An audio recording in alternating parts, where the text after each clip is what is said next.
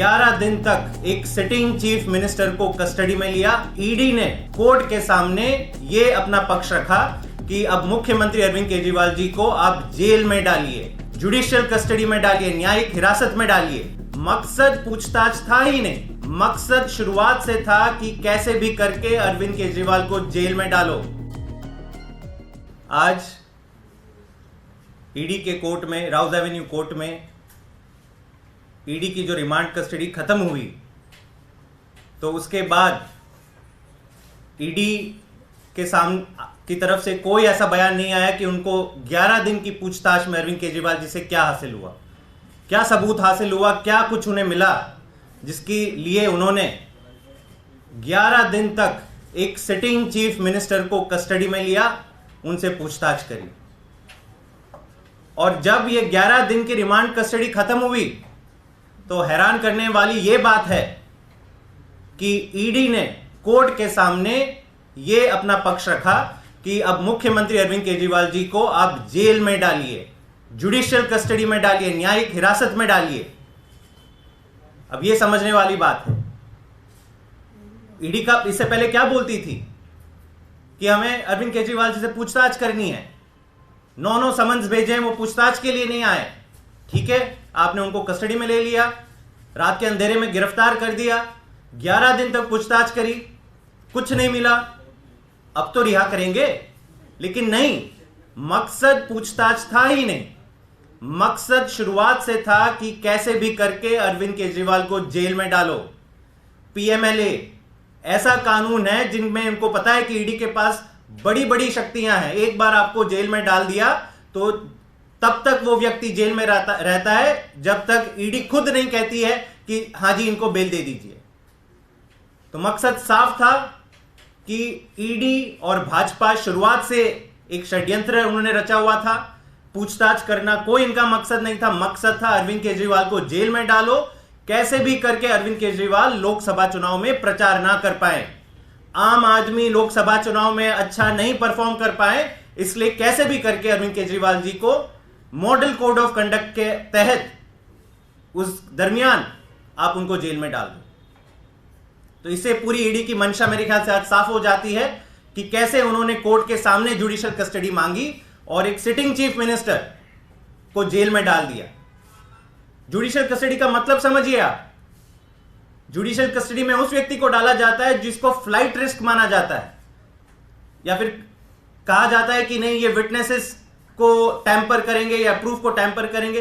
अरे sitting chief minister है, 2 साल पुराना केस है, आपको जितनी छानबीन करनी थी आपने सब कुछ कर लिया, क्या बैठे हुए मुख्यमंत्री फ्लाइट रिस्क है?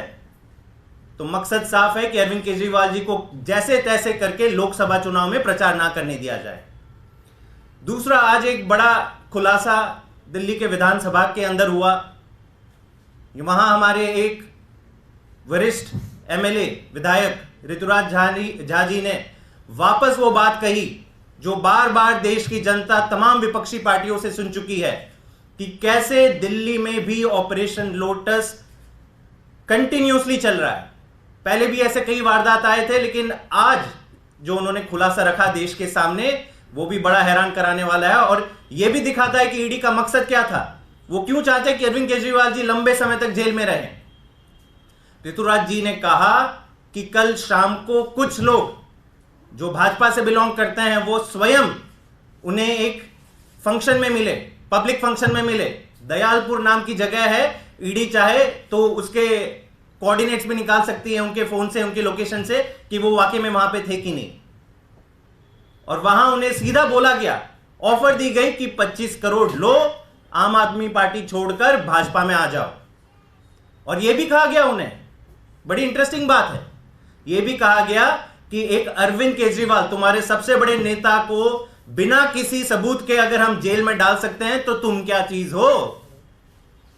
यह भाजपा का निचला कार्यकर्ता आज दिल्ली के एक विधायक को बोलते हुए घूम रहा है। आज सुबह एक कॉल भी आया उन्हें और यह भी बोला गया, सेम ऑफर वहां पे भी दी गई। अच्छा, दूसरी चीज भी बताई गई उन्हें कहा कि खुद पे आते हो तो बहुत अच्छा, वरना ईडी सीबीआई छोड़ देंगे। और दूसरा, अगर आपके अपने साथ 10 और विधायक को लाते हो तो आपको मंत्री भी बना देंगे। वैसे भी राष्ट्रपति शासन आने वाला है। ये भाजपा के नीचे कार्यकर्ता जो है, निचले कार्यकर्ता ये बोल रहे हैं।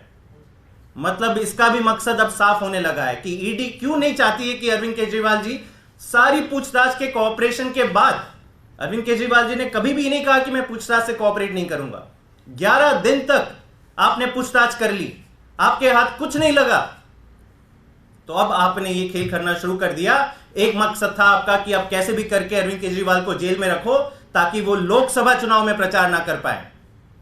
और दूसरी तरफ इनको यह लगता है कि एक अरविंद केजरीवाल को जेल में डाल देंगे तो इनके सारे विधायकों को डराकर, धमकाकर, पैसे देकर तोड़ देंगे। कुछ कुछ विधायकों मंत्री के लिए उनको आश्वासन दे देंगे और इस तरह से राष्ट्रपति शासन आ जाएगा।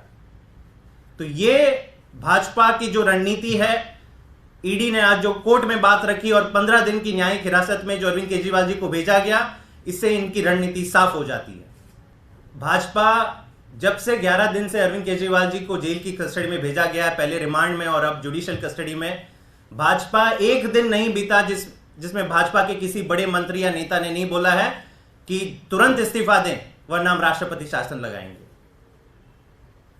भाजपा के कुछ लोग दिल्ली हाईकोर्ट भी पहुंच गए थे, पीआईएल फाइल कर दी कि सिटिंग चीफ मिनिस्टर को आप बर्खास्त कीजिए, ये कैसे गवर्न कर सकते हैं, मुंह की खानी पड़ी उन्हें।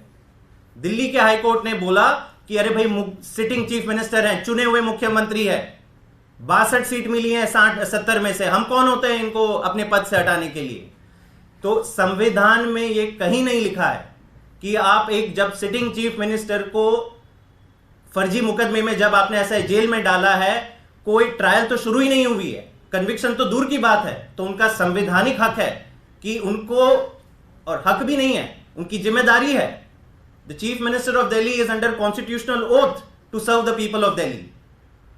तो उसके लिए जो भी उचित लीगल कदम हमें उठाने पड़े वो जरूर उठाएंगे, लेकिन मुख्यमंत्री अरविंद केजरीवाल जी ही बने रहेंगे, चाहे ये जितने दिन अरविंद केजरीवाल जी को जेल में रखे, चाहे वो जितने कॉल आम आदमी पार्टी के विधायक को करे, जितनी भी ऑफर दे, एक विधायक नहीं टूटने वाला है आम आदमी पार्टी।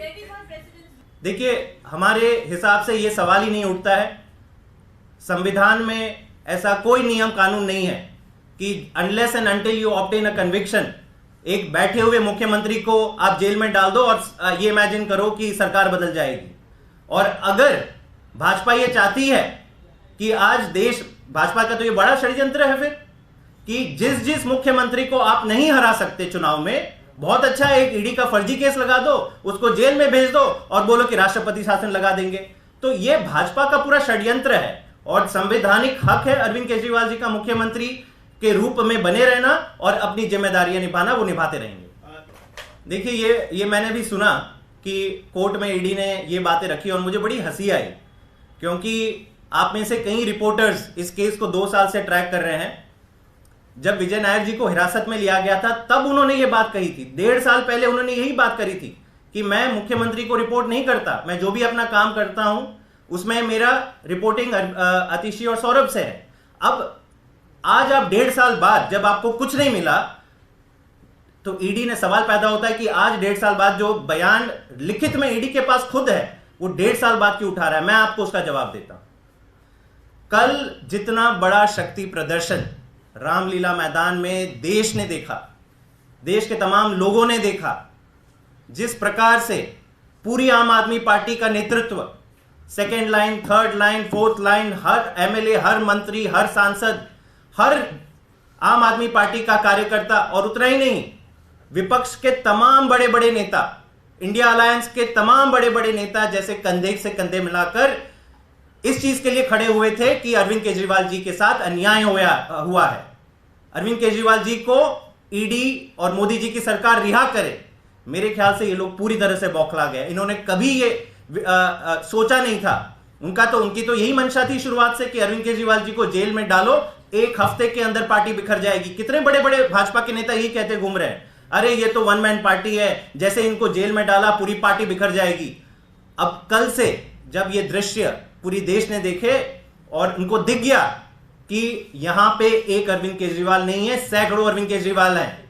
सैकड़ों ऐसे नेता हैं कि एक अरविंद केजरीवाल को आप जेल में बंद करोगे, बाकी सारे अरविंद केजरीवाल उनकी जगह लेंगे, तब ये लोग बौखला गए हैं।